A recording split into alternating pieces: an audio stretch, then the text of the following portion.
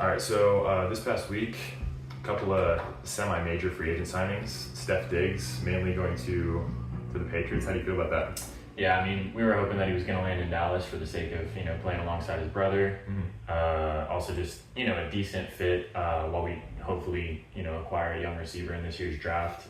Somebody to take the pressure off CD. Kind of like what Brandon Cooks was supposed to be. It's just, we didn't have a way to utilize Cooks in our offense. Sure. The same year we brought him in, a vertical threat was the same year that Mike McCarthy wanted to incorporate the West Coast offense. So just wasn't a great fit. And Steph Diggs is, a great route runner.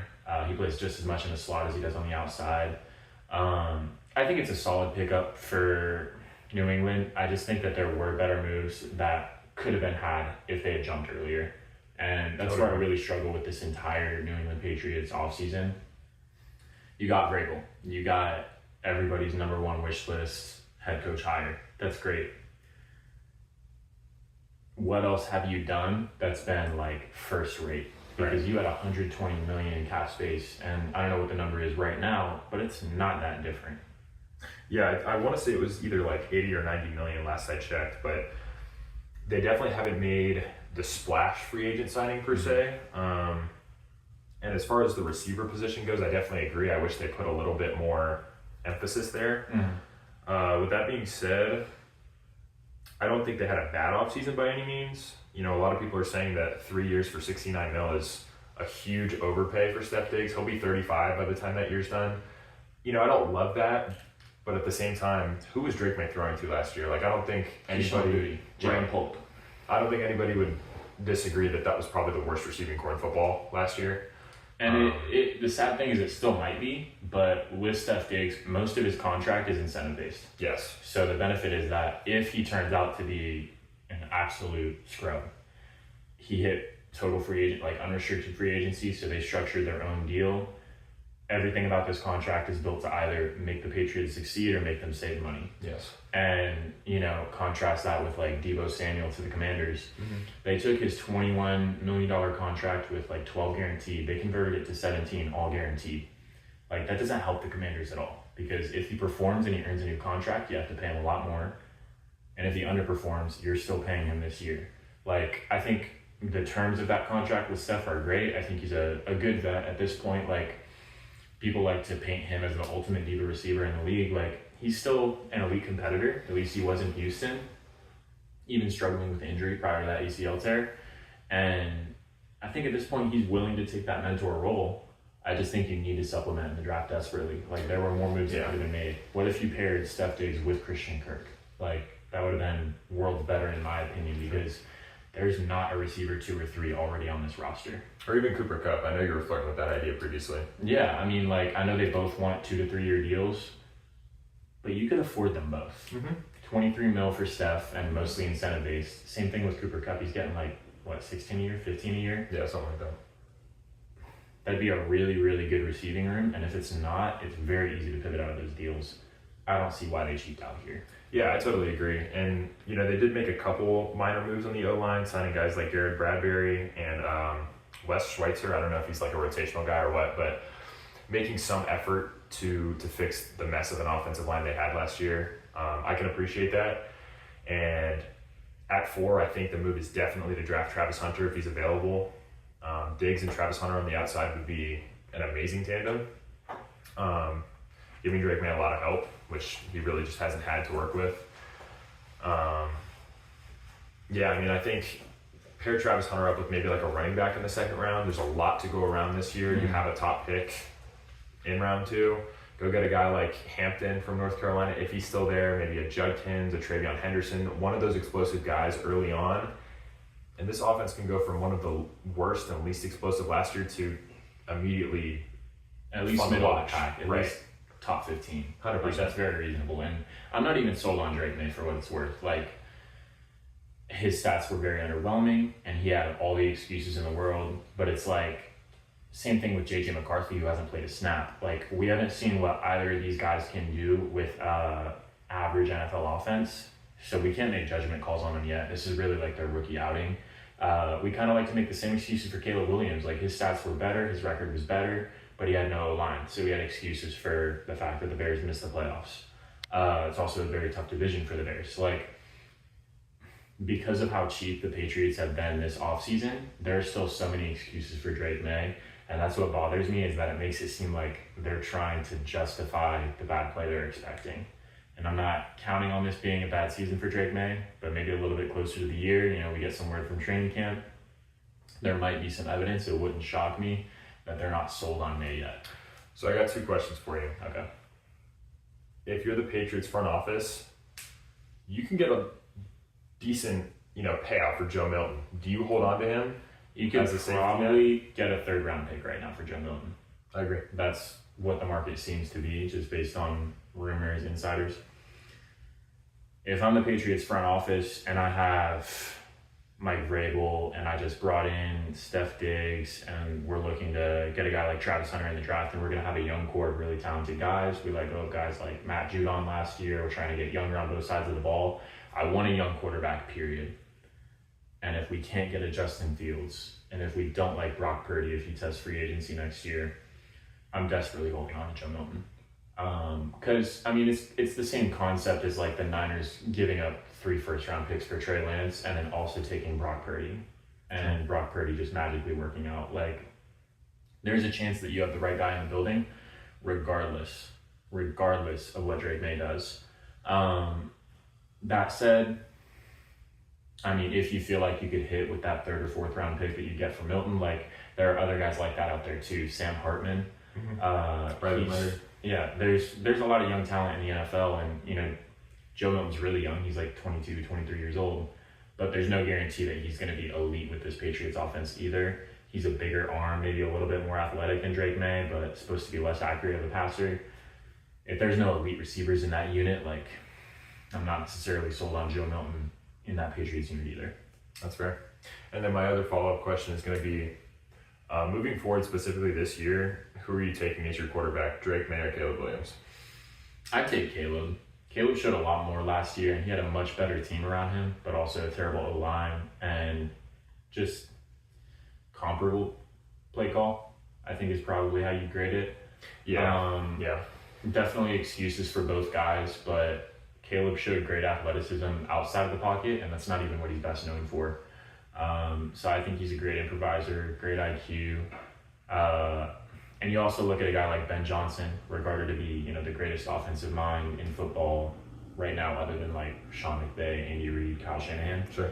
And Ben Johnson, made it pretty clear he wants to be in Chicago because Caleb is there, because he wants elite quarterback play. He thinks that that's what's going to get his career over the hump. So, I trust Caleb a lot more than I trust Drake May right now, for the sake that he proved he can win 7 games in year 1. That's a lot more than what Drake May did.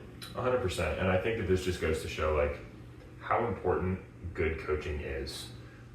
Both guys were set up with, some of the worst coaching situations in recent NFL history, honestly, last year. Mm-hmm.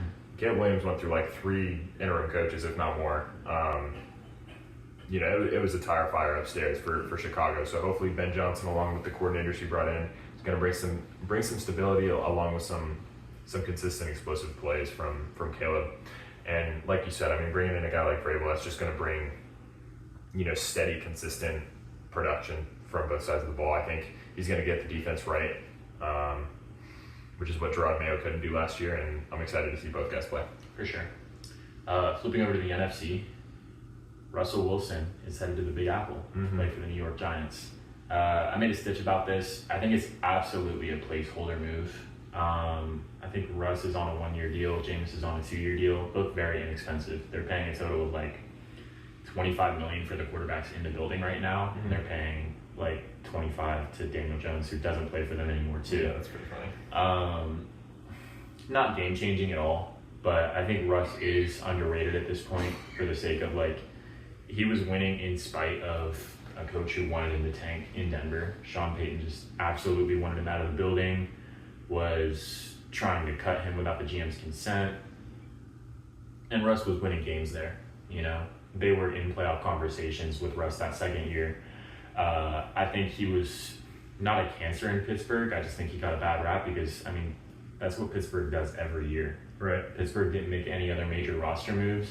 And even then, they're moving on from Ben Ben Roethlisberger, downgrading to Kenny Pickett, and then upgrading to Justin Fields and Russell Wilson. Like, this is not elite quarterback play, especially compared to Ben Roethlisberger. His last few years there, for his record to be comparable to what Russ did, I think that's a win for Russ personally. I think it'll be good for him to be in a new environment. I don't think they're setting him up to win well, but I don't think he's supposed to. Like, I think they want to take a guy next year, you know, whether it's Arch Manning or somebody else.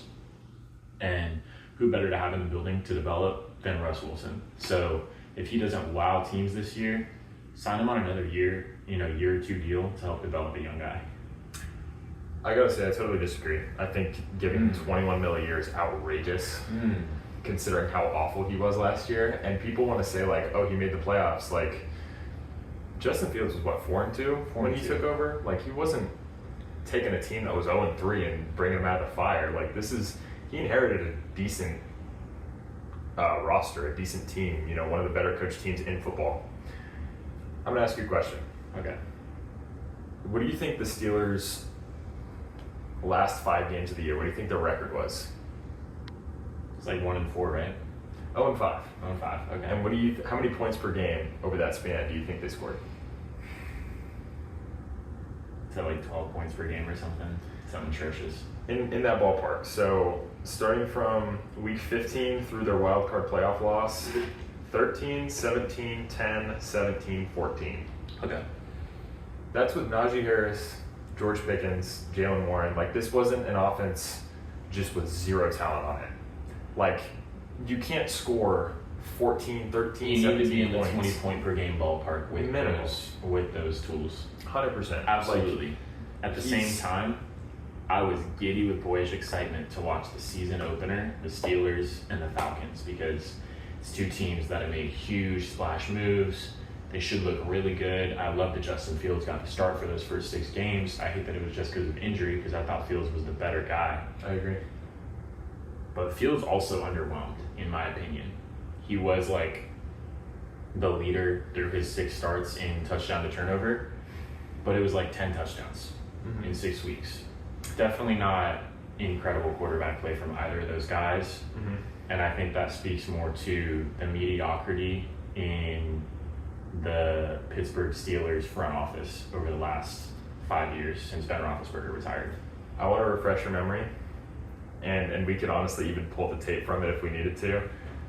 When it was around the time of that playoff game, when they had somehow fell into the 7 seed or 6 seed, whatever they ended up with, we were saying that Fields we were needs to calling start. for Russ's job. We were saying put Fields in. Like, it is actually malpractice to keep Russ in. No, absolutely. What makes us think he's going to be any better this year? Yeah, he has Malik Neighbors, but I don't think he's going to be better. I just think he's what the Giants need to tread water. They need to be bad enough to get a good quarterback next year, but they need to be good enough to not absolutely kill Malik Neighbors' career. See, but the fact that I would understand it if you just brought in Russ and then you draft Shador at 3 or you draft Cam at 3 and you sit him the first year, you mentor him, you have a garbage record, whatever you need to do for that mentor role. But why would you sign both guys? Because now you're saying you're not drafting Shador, which I thought all along they were linked to Shador. The cleats, the dapping up Brian Dable. All of these things link Shador to New York. Absolutely. And now you sign 2 quarterbacks. Which means they have 3 total in the building with DeVito as well. DeVito. So either somebody's going to get cut or you're not drafting a quarterback this year. In which case, I would love Travis Hunter. I think Travis Hunter's probably the best prospect in this draft, all things considered. But like, it boggles my mind, because even like, we've seen teams attempt to tank, like Miami back when they wanted Joe Burrow, and what happened? They ended up with the 5th pick and ended up with Tua, and the rest is history. Like, tanking in the NFL, and honestly even the NBA, like, it's a cancerous byproduct of just something that doesn't work. Like, I just don't think paying $25 million a year to 2 guys who one of them's not even going to play, and the one who is on the field isn't going to be very impressive. It'll probably be a bottom five in production, no matter who you start in Jameis or Russ. So I just didn't like it. I thought it was completely unnecessary. If you could have got him for, I don't know, $10 million a year, I wouldn't hate it nearly as much. but you're paying Daniel Jones to play for somebody else, and you're going to allocate another $20 million this year. Like, there's so many other things you could have spent that money on. So many other things. And yeah, it wasn't a great free agency class, but $21 million is a lot of money, man. For what it's worth, I know a lot of Russ's deal is not guaranteed, which is unheard of for a quarterback of his age. Like, these guys sign deals solely based on guaranteed money because they don't anticipate playing 17 games. Sure. Like, their bodies just can't last. Last year, he got paid $1 million by the Pittsburgh Steelers, veterans minimum, and he got paid like $30 by the Denver Broncos. That deal's dead and done. He's not making any money anywhere else. So this is a huge pay cut for Russell Wilson, who at a point in time was a Super Bowl winning quarterback, was in MVP talks pretty consistently up until 2021, up until he went to Denver. There was a lot of talk in the offseason about Brian Dable needing to get his guy, his quarterback in the building before they fire him, right? There's no way he has his guy. But when I look at Russell Wilson, I see somebody who is capable of making this a 6 to 7 win team in a very difficult division that the Giants know they're not going to win anyway. And that's the really sad truth about the New York Football Giants, is that you look at the NFC East, Super Bowl champion Philadelphia Eagles, franchise quarterback. Washington Commanders, franchise quarterback. Dallas Cowboys, franchise quarterback. You might not think he's top 10, top 15. He's a franchise quarterback. He's a franchise quarterback, yeah. And the Giants have not had a franchise quarterback since Eli Manning. And they thought they did, and they were dead wrong, and everybody should have known that. Russell Wilson has been a franchise quarterback for 90% of his career, so I think they're just looking for stability this year. I hear you. I can understand where you're coming from. I don't know, man. The quarterback situation this offseason has been a roller coaster. I mean, take a look at Aaron Rodgers. Like, he was rumored to go to New York for forever. You know, he was, deep in talks with LA right before they re-signed Stafford, and now it's like it seems like he's stuck with Pittsburgh, or he's got to retire, right? Right. We saw a Cowherd clip this week. I just gotta address it.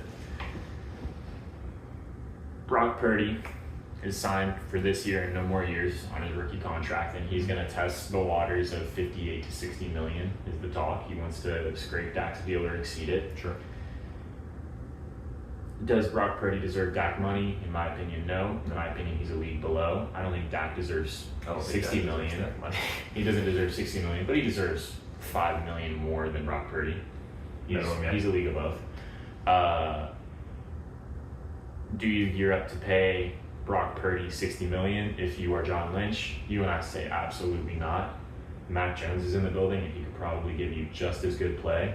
And if he performs well this year, you could sign him to a $30 million a year contract easily. But Aaron Rodgers is out there, and he would probably cost you $40 million a year. And the Niners could probably afford that with all the guys they've sold. And I don't necessarily think it's the best thing given their cycle of right now selling really hard, trying to get as many picks and as much cap space as possible. But I think he's better than Brock Purdy. Off what? What makes you, based off last year, what part of his game tells you he's a better player than Brock Purdy? Last year, his stats were very clearly better. Touchdown to turnover, passing yards, everything except for rating, and I think that's just because Purdy is considered mobile, but it's like... He was throwing to 2 top 10 receivers, and he had an elite running back room. Like, of course he's going to have better stats. You got to be like me or you back there to have not had good stats behind that Jets. Like, that Jets team was dysfunctional, yeah, but he was set up in such a position to succeed, so much so that people were saying that Jets team was going to go to the Super Bowl, right or wrong. It was talked about before. They brought in the offensive line help they thought they needed, including Tyron Smith, who in his heyday was a top 5 left tackle, and right now is a bottom 5 left tackle. That O-line, statistically, was bottom 10 last year. Mm-hmm. Brock Purdy has never had a bottom 10 O-line. He's never had the talent that Jets O-line had, but that Jets O-line was really, really old. And Trent Williams has been top 5 every year for the last, 5 years. I agree with you, but San Francisco's offensive line, as a unit, is not elite. It's Trent Williams and some guys. It's middle of the pack. Right. And including Juszczyk and Kittle, who Sure. are solid blockers. Purdy has protection, and he has mobility. Mobility is to his credit, right? Protection is not. But you look at Aaron Rodgers, who's getting hit 10 times a game, who goes 28 touchdowns, 10 picks, and you compare that to Brock Purdy, who went like 20 to 12, and one of those is clearly better than the other, in my opinion. Sure.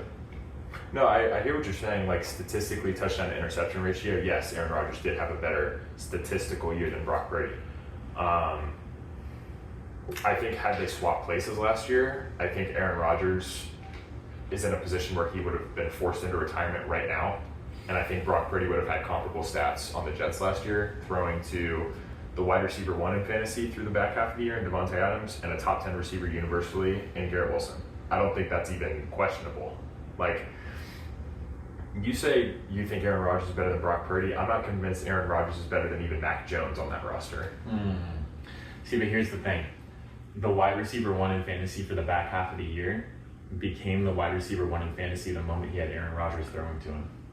I hear you, and that's great because they had prior chemistry, and you could see that on the field. I understand, absolutely. But he doesn't have that anymore. He's not going to have that. He's not going to have Devontae Adams, right? And I mean, Alan Lazard could follow him wherever he goes on a really cheap deal, and he would get the same kind of targets he had for the first half of the year last year. But that brings up a bigger issue, though. Why would the Niners want to get into the Aaron Rodgers business of bringing his buddies along to tag with him? And it just hasn't been proven to be productive, and it's been such a headache for any team that's been involved with him and his antics. Why would the 49ers do business with that?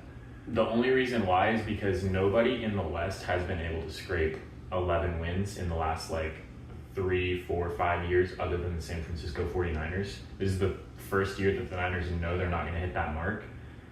But if you're not convinced that the Rams are going to get 11 or 12 wins, which I think you and I kind of are, if you're not convinced that the Seahawks are going to get 10 wins, then you have to believe the Niners, with a good quarterback, could make the playoffs. You say that like they don't already have a good quarterback. Brock Purdy is absolutely a good quarterback. He's a very average quarterback.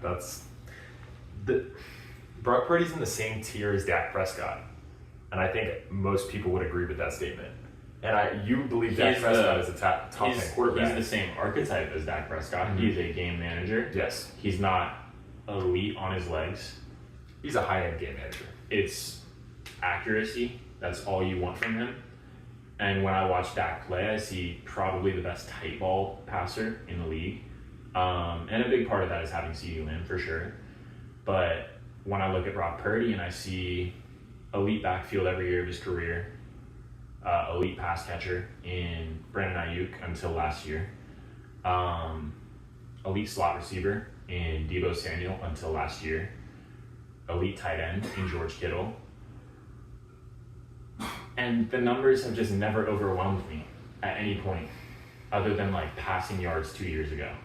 Why did Brock Purdy have all the tools and in year 3, year 2, he's still just barely scraping that top 10 conversation? I hear you, and I understand that he, people say that he has the Avengers around him, Trent, all the guys you mentioned, Kittle, etc. take a look at a guy like Jalen Hurts this year. Obviously roster matters when it comes to team success, getting to the big game, etc. And Brock had that, and that's why he made a Super Bowl. I don't think people would say that Jalen Hurts only made the Super Bowl because of the roster. People acknowledge that Jalen Hurts was very much so a part of that Super Bowl run. For sure. Granted, Purdy didn't win it, but they got there, and Purdy was fantastic along the way. But here's another point that I had to make in a argument online with an Instagram commenter. Brock Purdy makes the Super Bowl in 2023, or the 2023 season. Jimmy Garoppolo makes the Super Bowl in 2019, 2020, whatever it was, against the Chiefs as well. It was a Chiefs team with a worse defense, but it was a Niners team with a worse offense. And you look at the 2 years and you look at the two stat lines and they're exactly the same. And Jimmy Garoppolo has never been considered anything more than a game manager at best. Mm-hmm. And since then, he's been considered a lot worse things.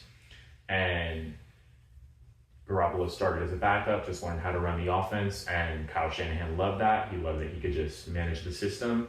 I think that's what Shanahan loves about Brock Purdy, and I think that makes Brock Purdy a good fit for the Niners, but not for $60 million.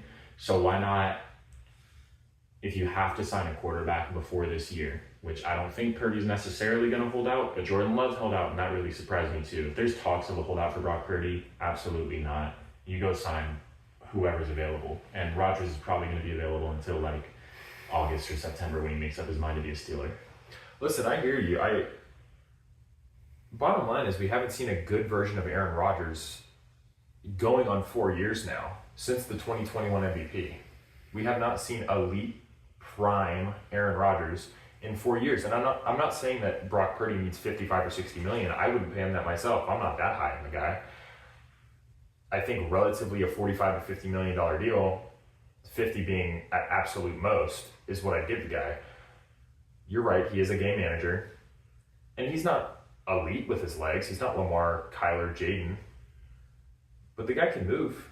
He's top 8, top 10 as far as mobility goes. I'd feel comfortable with him running around back there. He can ad-lib. He can do things out of structure. Ideally, you want him to do things in structure. You want to let the Avengers take over for him. Last year, we saw him without those guys, and he didn't look nearly as competent, 100%. I don't think the Niners, with any change at quarterback this year, is in a position where they can make a deep playoff run with Aaron, with Purdy, with Stafford on their team, with even Mahomes. I don't see this version of the Niners with everything that they've lost this offseason. They're not making a deep playoff run. So why trouble ourselves with Aaron Rodgers in the building? It doesn't make any sense to me. That's absolutely fair, other than the fact that if Brock Purdy does leave, they need a young quarterback in the building, and they're probably going to look to the draft to do that because Justin Fields is off the board, because they have Mac Jones, but how much meat do we really think is left on the bone there? That's fair. And Trevor Lawrence is locked up, and everybody from the 2020 class is locked up, and you're just not getting a good free agent quarterback that has the potential to be a franchise guy. We're out of Baker Mayfield's. I don't think Darnold is going to be the same thing that Baker is, as much as people would love to see that. I think it could be a 2 to 3 year and then done. Darnold's back to being a career backup. I don't think there are any more Cinderella stories for Kyle Shanahan's San Francisco 49ers. I just don't think it's going to happen again. Because of that, they have to look at the draft in the next 2 to 3 years. Right. And Rodgers, I think, has the capability to be that mentor for a guy with a better attitude than Zach Wilson had when they brought in Rodgers. So if the concern is we need a young quarterback in the building, and if we lose Purdy because he wants too much money, we don't have that. Aaron Rodgers doesn't solve that issue. And if they're not in a position to make a deep playoff run this year, let alone even make the playoffs. I don't know if you're picking them to make the playoffs, but right now I'm not leaning in that direction. No, absolutely not. You're going to have a top 18 pick at worst. Why not go draft one next year if Purdy wants too much money? Why not this year? You have a top 12 pick, not your first round. Do not use your first round pick on a quarterback, because you're just not going to get one of those elite guys. Use your second or third round, though. Brock Purdy's not going to be around to mentor him, and even then, I don't know that there's a lot that Purdy can teach you about the offense that he learned in 2.5 years of being a starter. Mm-hmm. And then again, Rodgers is not familiar with the system, but Rodgers is the best passer I've ever seen play football. Don't you want some of that to rub off on a rookie quarterback? Maybe in his prime, but I don't think Rodgers is in a position right now where he's open to the mentor role. We saw it with Favre. It's so eerily similar to the career path of Brett Favre, where he's restless. He's in a position now where he just he's going to do whatever he wants to do, and he's a selfish guy. Why would he want to mentor a rookie? I did want to ask you, if Shedeur Sanders does fall, like some mock drafts are saying, and he's there at 12, would you take him? Absolutely. Really? I mean, the Niners are a team that just needs to draft the best player available because they have so many gaps. And because of that, if you have a Cam Ward or a Shedeur Sanders available at, I think they're pick 11, yeah, you take him. You're just not going to get him. Mm-hmm. There's just no way that he falls below Vegas the latest in my opinion. Interesting. And if Milroe's available there, I just don't. It's not worth a top 11 pick to me. But yeah, when you have one of those generational guys, I mean, you look at last year, if Caleb or Jaden had fallen that low, they're absolutely getting taken. Bo Nix didn't even fall that low. Michael Penix didn't fall that low. JJ McCarthy fell like right around that location. And those top two guys this year are just much better than that. Is there a quarterback in the mid-rounds that maybe sticks out to you as the game manager archetype that Kyle seems to love, that maybe you take a swing on, whether it be Ewers, Gabriel? I mean, yeah, you can make the argument for Gabriel for sure, as well as the Ohio State kid. Like, these are guys that benefited from an elite system, and that's probably what Shanahan should be looking at. Right. But I mean, you've got to pivot from Brock Purdy. Maybe not this offseason. If he holds out, though, no, you cannot go to that. I wouldn't disagree that if he holds out, you got to move off him. But I'm still taking him over Rodgers. It's insane. We're just gonna have to move on. Yeah, I guess we can agree to disagree on that one.